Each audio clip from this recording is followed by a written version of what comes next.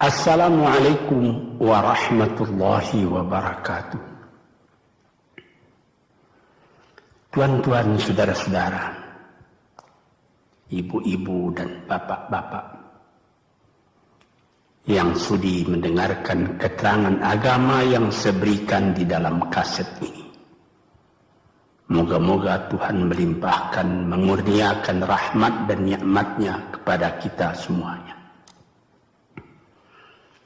Saya akan membicarakan suatu ayat yang bertemu di dalam surat Al-Baqarah. Bunyinya, Allahu waliyul ladzina amanu yukhrijuhum minadh dhulumati ilan nur wal ladzina kafaru awliya'uhumut taghut yukhrijunahum minan nuri ila dhulumat. Artinya, Allah adalah menjadi pemimpin bagi orang-orang yang beriman, orang yang mempunyai kepercayaan yang teguh. Dan Allah, apabila orang itu telah betul-betul menganggap Allah menjadi pemimpinnya, Allah pun menjamin mengeluarkannya daripada gelap gulita kepada terang benderang. Gelap gulita kebodohan kepada kecerdasan. Gelap gulita kehidupan tak tentu arah kepada tujuan yang sejati. Sebaliknya, orang yang kafir yang tidak percaya kepada Allah, maka sebaliknya yang terjadi, daripada terang benderang dia akan dipimpin oleh taghut, oleh kekuasaan-kekuasaan yang bukan bersandar kepada Allah. Dan yang demikianlah yang akan mengeluarkannya daripada terang benderang kembali ke dalam gelap gulita. Oleh sebab itu, rohani manusia itu adalah melalui di antara gelap dan terang kehidupan itu, di antara terang dan gelap kehidupan.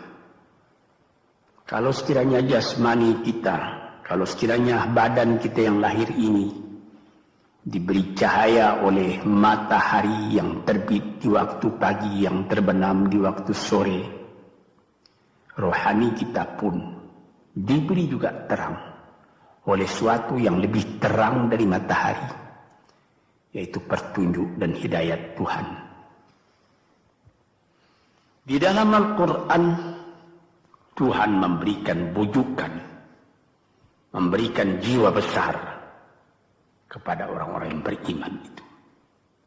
Tuhan bersabda, La tahinu wa la tahzanu wa antumul a'launa in kuntum mu'minin. Engkau ini adalah orang yang tinggi kalau engkau tetap memegang kepercayaan kepada Allah Subhanahu wa ta'ala. Di dalam perjuangan hidup di dunia ini,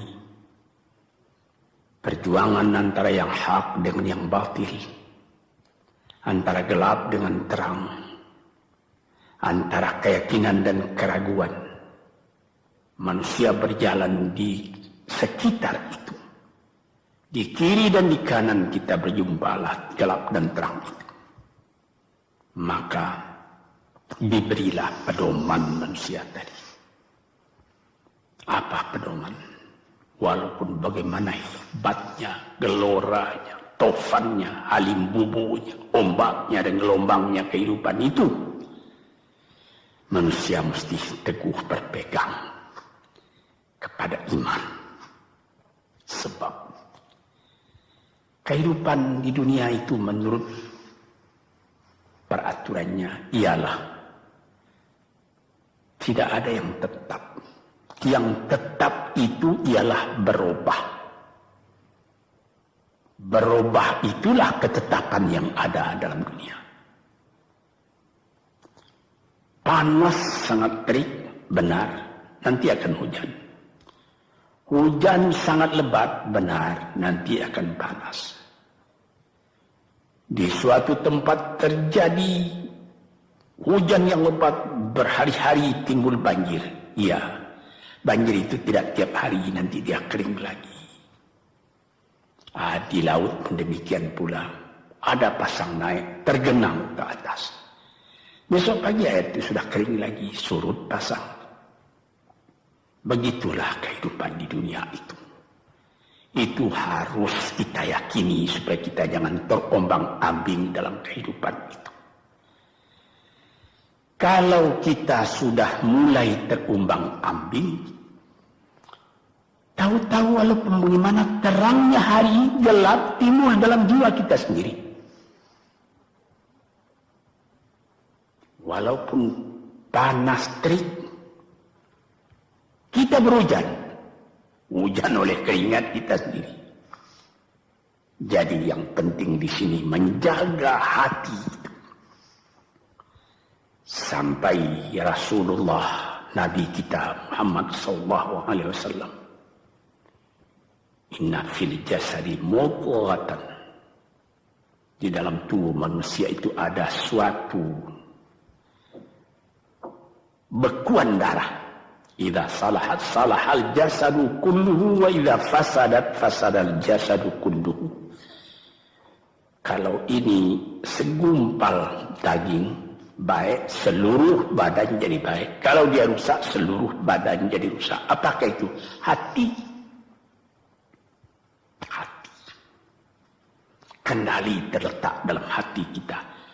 Hati artinya penuh, bukan saja berarti pada daging, tapi pada hati dari hati, isi dari hati, atau juga akal kita.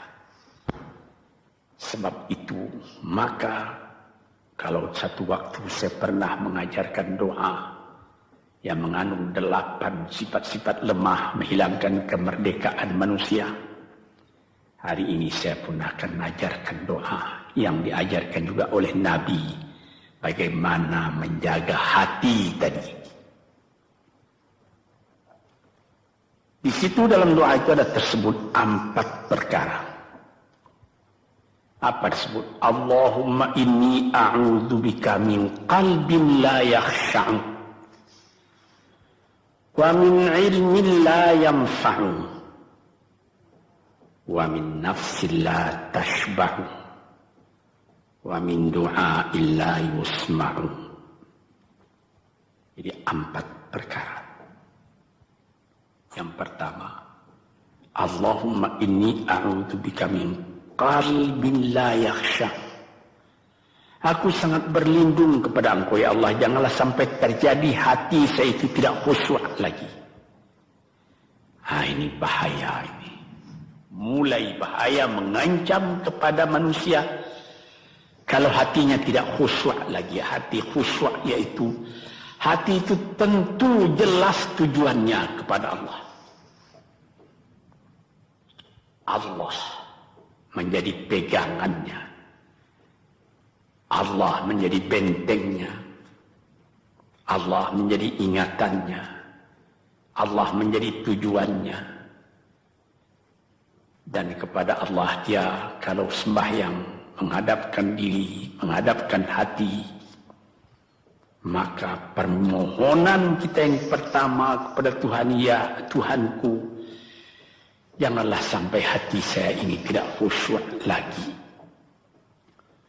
Sebagai orang Islam, kita sembahyang 5 waktu.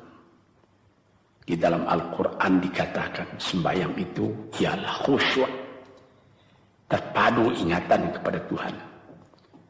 Tapi kalau kita sudah, hati itu sudah mulai ditumbuhi penyakit, walaupun sembahyang, mulai saja Allahu Akbar, pikiran sudah menjalar kepada yang lain. Piutang belum menerima, utang belum terbayar, makanan belum masak, macam-macamlah yang teringat. Padahal kita dalam sembahyang. Ini apa arti sembahyang tadi lagi? Ini sudah mulai berbahaya ini.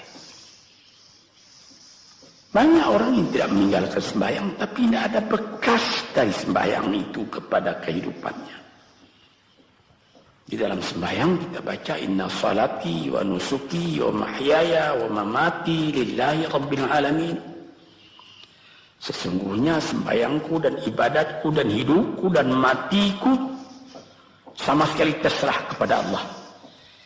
Ini dirasakan dalam hati, bukan cuma disebut di dalam mulut. Sebagaimana dikatakan, bukan jadi lip service sebagai satu tangan penggosok-gosok mulut, bukan begitu. Yang dari hati. Kalau sudah dari hati yang khusyuk, ini berbekas kepada kehidupan. Aku tak takut menghadapi segala keadaan dalam hidup, sebab hatiku bertali dengan Tuhan. Dari Tuhan aku datang, kepada Tuhan aku akan kembali. Ini namanya hati yang khusyuk. Tapi kalau sekiranya bacaan tetap fasih, tapi tidak ada lagi dari hati, melainkan rutin saja. Mayang 5 waktu sehari semalam, tapi tidak merubah kepada perangai, tandanya sembahyang tadi tidak khusyuk. Ini yang pertama kita minta kepada Tuhan. Janganlah sampai kita mempunyai hati yang tidak khusyuk, hati yang tidak teringat kepada Allah. Kalau hati tidak ingat lagi kepada Allah, maka segala pekerjaan yang terlarang sudah ringan saja kita mengerjakan. Menipu, berdusta, membujuk orang lain mengerjakan perbuatan yang salah, mencela, memaki, itu karena tidak ingat kepada Allah, cuma ingat kepada diri sendiri saja. Ini yang pertama. Yang kedua dikatakan, wa min ilmin la yanfa'. Dan aku berlindung kepada Engkau ya Allah daripada ilmu yang tidak memberi manfaat. Padahal disebutkan oleh ahli-ahli, ilmu yang memberi manfaat itu membawa manusia kepada iman. Al-ilmu yad'u ilal iman. Ilmu itu membawa manusia kepada iman. Sekarang sudah ilmu banyak, tapi tidak membawa kepada iman, melainkan membawa kepada celaka. Sudah maju kepandaian orang, ilmu, pengetahuan orang, teknologi orang, sains orang, knowledge orang, dan segala macamnya. Tapi tidak ada manfaatnya kepada manusia. Cuma bahaya karena ilmu tadi yang datang kepada manusia. Sebagaimana ilmu manusia di abad ke-20 yang sangat penting, yaitu tentang tenaga atom. Maka timbullah bom atom, bom hidrogen, nuklir, sehingga manusia diancam sekarang ini oleh bahaya atom itu di mana-mana.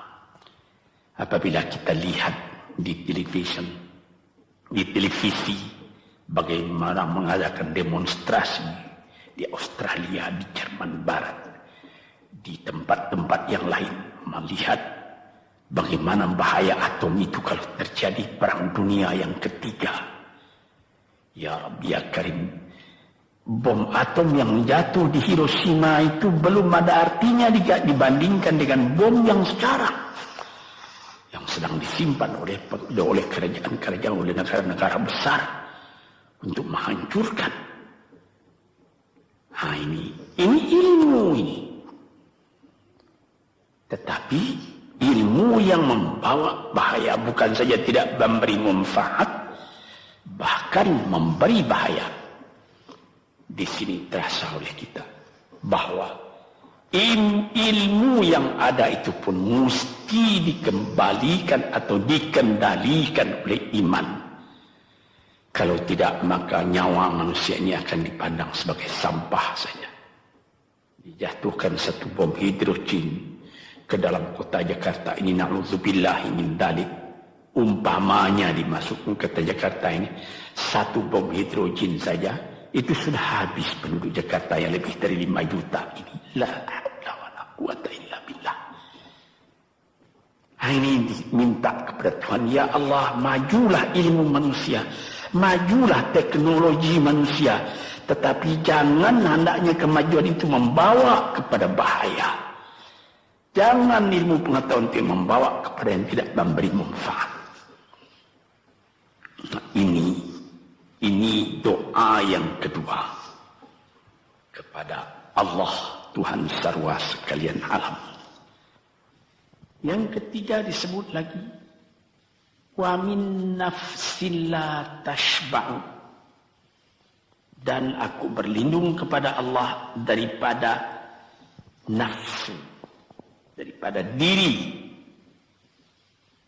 daripada ego, daripada tiap-tiap masing-masing diri ini yang tidak merasa kenyang. Ini juga bahaya besar. Inilah yang menimbulkan penjajahan di dunia.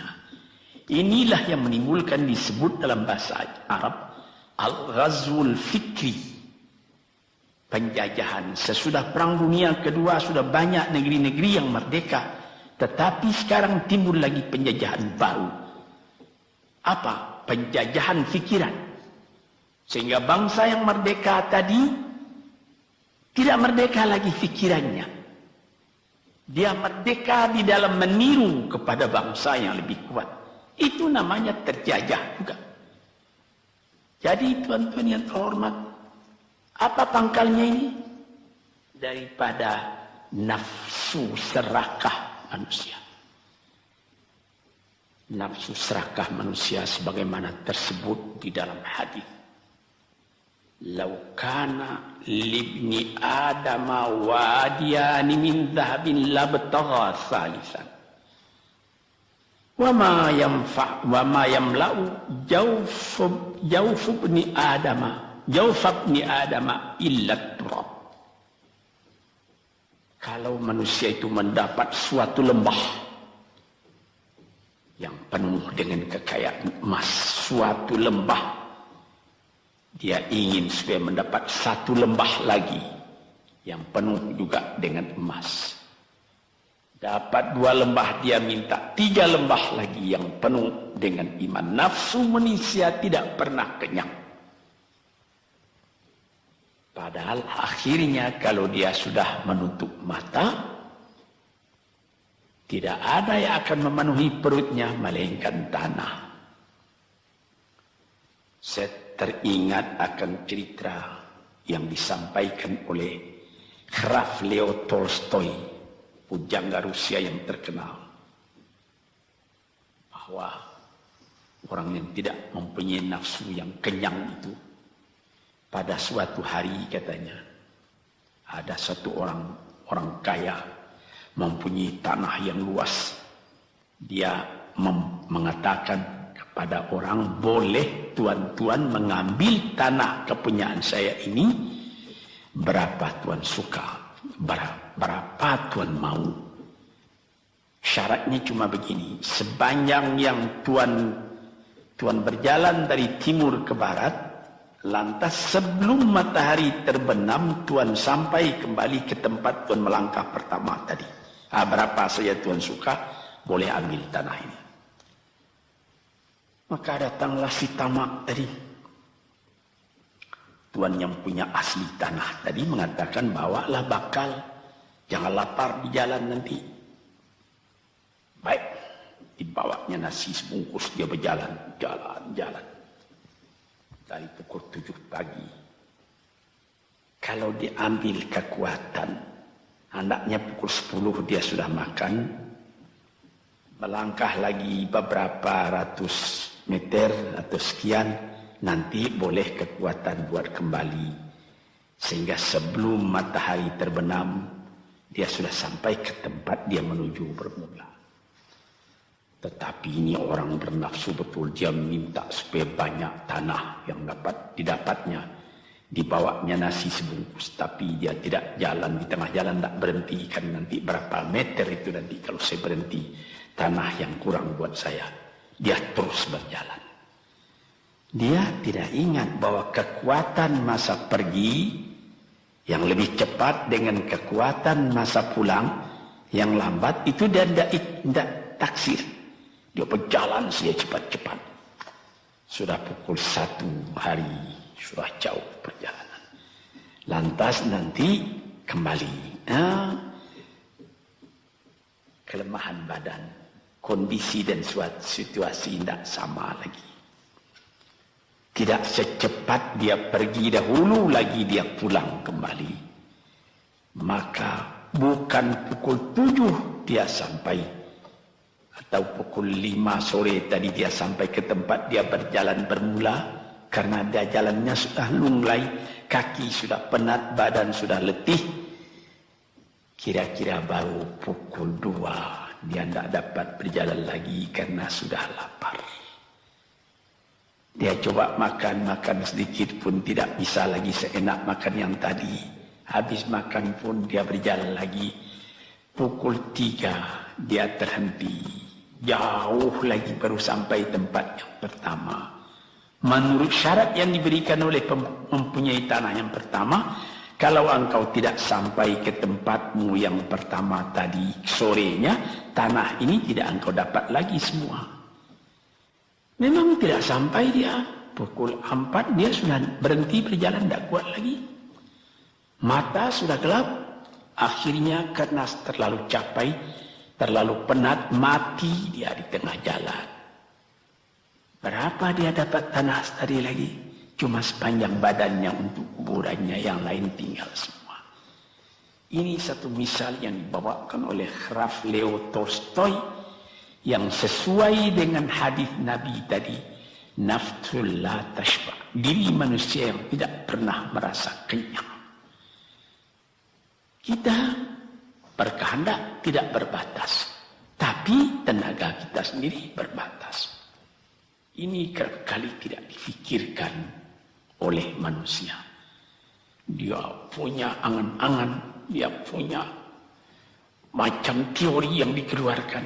Dia lupa bahwa nanti tenaganya itu akan terbatas karena sakit, karena lapar, karena tua. Sebagaimana pepatah dari nenek moyang kita, tanda-tanda dikirimkan lebih dulu bahwa kita tidak akan lama lagi di sini. Apa? Rambut, gigi, mata sudah mulai kabur. Uban sudah mulai bertabur. Gigi sudah mulai gugur. Kulit sudah mulai kendur. Kalau mata sudah kabur, uban sudah bertabur, gigi sudah gugur, kulit sudah kendur, sudah 4 perkara. Yang kelima ialah pintu kubur. Nah, ini kerap kali manusia lupa yang demikian. Sebab itu dikatakan, ya Tuhanku, janganlah sampai aku ditumbuhi oleh penyakit nafsu yang tidak mau kenyang-kenyang itu. Nah ini, kemudian itu timbul lagi doa yang keempat.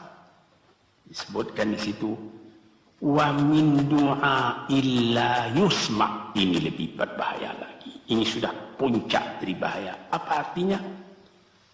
Dan aku berlindung kepada Engkau ya Allah daripada doa yang tidak didengar lagi. La ilaha illallah. Mendoa ya Allah, kasih aku ini, kasih aku kesempatan, tapi tidak didengar lagi. Tuan-tuan, para pendengar kaset yang tercinta, ada tersebut dalam hadis Nabi, wa malbasuhu haram, wa mashrabuhu haram, wa ghudhiya bil haram. Ya Rab, ya Rab, fa'anna yustajab lah. Ash'asa, aghbara. Badan sudah penuh dengan kekotoran, penuh debu. Yamudu ilaihi ila sama, menadahkan tangan keduanya ke langit. Ya Rabbu, ya Rabbu, ya Tuhanku, tolong aku, ya Allah, bela aku. Padahal yang dimakan haram, yang diminum haram, dibesarkan dengan yang haram. Fana yustajabulah. Dengan jalan apa Allah Ta'ala akan mengabulkan doa itu? Badan kotor menghadap kepada yang bersih, meminta diberi kebersihan. Bagaimana caranya? Tuan-tuan yang terhormat, pernah dalam Quran Tuhan mengatakan, la yanzuru ilaihi wa la yukallimuhum Allah wa la yanzuru ilaihi. Allah tak mau mengajak dia bercakap dan Allah tidak memandang kepada dia. Saya sendiri dengan segala kerendahan hati mengatakan bagaimana beratnya kita bertemu dengan seorang orang besar. Lalu dia mengulurkan tangan kepada kita. Tapi mata kita tidak dilihatnya. Sengsara rasanya. Bagaimana dengan Tuhan kalau Tuhan tak mau melihat kita? Nah, sebab itu para pembaca, pendengar kaset yang tercinta, berdoalah kepada Tuhan supaya hati kita selalu terbuka. Jangan sampai kita mempunyai hati yang tidak khusyuk, ilmu yang tidak memberi manfaat, jiwa yang tidak pernah kenyang, dan doa yang tidak didengar. Ya Allah, dengarkan doa kami dan tunjukkan kepada kami jalan yang benar dan beri kami terang dalam kehidupan ini. Yang keempat ialah wa min du'a illa yusma. Dan aku berlindung kepada Engkau ya Allah, jangan sampai doaku tidak terdengar, tidak didengar oleh Tuhan. Sebagaimana kita tahu, doa itu adalah mukhul ibadah, tulang sumsum daripada ibadat kita sendiri kepada Tuhan. Segala perbuatan kita patrikan dengan doa, dengan harapan mudah-mudahan diizinkan oleh Allah. Disampaikan maksud kita, macam-macam yang kita minta kepada Tuhan. Tapi kalau doa itu sudah tak diperdulikan lagi oleh Tuhan, apa celaka kita, apa daya kita, apa upaya kita? Di sini kita melihat apa sebab maka doa tidak didengar oleh Tuhan, tidak diperkenankan oleh Tuhan. Tentu saja bukan dari salah Tuhan, melainkan dari salah kita sendiri. Di dalam Al-Quran dikatakan, iyyaka na'budu wa iyyaka nasta'in. Al-Fatihah disebut, kepada Engkaulah kami menyembah, ya Allah, dan kepada Engkau kami minta tolong. Tapi dengan tidak sadar, kerap kali kita berbuat terbalik. Iyyaka nasta'in wa iyyaka na'budu, kepada Engkau kami minta tolong, lalu kepada Engkau kami menyembah. Minta tolong dulu baru menyembah. Minta tolong banyak-banyak tapi terima kasih tidak ada. Tentu saja tidak didengar oleh Tuhan. Di dalam satu hadis tersebut, Asy'atha al-Ghabbara yamuddu yadayhi ila as-sama'i ya Rabbu ya Rabb, wa mat'amuhu haram wa mashrabuhu haram wa malbasuhu haram wa ghudhiya bil haram fa anna yustajabu lah. Badan sudah kotor, sudah berkerunyut, kesusahan, kegelisahan kehidupan terbayang kepada tubuh sendiri. Lalu menadahkan tangan ke langit meminta kepada Allah, ya Tuhanku, ya Tuhanku.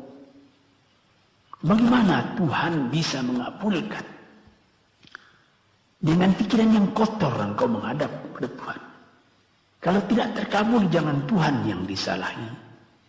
Hatimu sendirilah salahi. Apa yang kau perbuat dalam kehidupan ini? Di mana terdesak engkau ingat kepada Tuhan. Di zaman kesenangan engkau lupakan Tuhan. Di dalam mendapat percobaan engkau merengek mengadu kepada Tuhan. Jiwa yang seperti ini janganlah sampai timbul pada diri kita sendiri. Saya sudah mengalami apabila saya berhadapan-hadapan dengan orang besar, saya ingin dia menghadapkan matanya kepada saya. Apa kabar saudara? Kabar baik. Dia lihat mata saya lihat mata dia. Tapi kalau ketika dia bersalam dengan saya, dia melihat kepada orang lain, bukan main sakit hati saya. Apa salah saya maka dia begitu? Mengapa tidak saya yang dipandang? Sedangkan dengan sesama manusia lagi begitu perasaan kita. Bagaimana dengan Tuhan? La yanzuru ilaihim wa la yukallimuhum. Allah tidak memandang sebelah mata kepada Allah, kepada kita. Allah tak mau bercakap dengan kita sepatah pun. Langit mana tempat kita bernaung, bumi mana tempat kita berpijak kalau sudah demikian keadaannya. Nah, ini yang dijaga tuan-tuan yang terhormat dalam doa keempatnya itu. Hati janganlah sampai tidak khusyuk. Ilmu janganlah sampai tidak memberi manfaat. Nafsu janganlah sampai tidak kenyang. Dan doa janganlah sampai tidak didengar. Saudara-saudara, moga-moga Allah memberikan kepada kita hati yang terang. Sebagaimana ayat yang mula-mula saya sebut tadi, Allahu waliyul ladzina amanu yukhrijuhum minadh-dhulumati ilan nur. Allah lah jadi pemimpin bagi orang yang beriman, sehingga dari gelap gulita dibawa dia oleh Tuhan kepada terang benderang. Walladzina kafaru, tetapi orang-orang yang sudah tidak ada kepercayaannya kepada Tuhan, awliya'uhumut taghut, yang menjadi pemimpinnya bukan Tuhan tapi setan. Dia akan membawa orang itu daripada terang benderang ke dalam gelap gulita. Kita jadi meraba-raba dalam gelap kehidupan. Dalam meraba-raba itu masih ragu entah kemana akan pergi. Maut pun datang. Gelap selalu. Di dunia gelap, di akhirat pun gelap. Na'udzubillah min dzalik. Hadirin yang terhormat, para peminat kaset ini, moga-moga semuanya ini menjadi kenang-kenangan kepada Tuhan di dalam perjalanan yang jauh, di dalam keistirahatan hidup, sehingga mendapat ketetapan hati dan tumakninah. Assalamualaikum warahmatullahi wabarakatuh.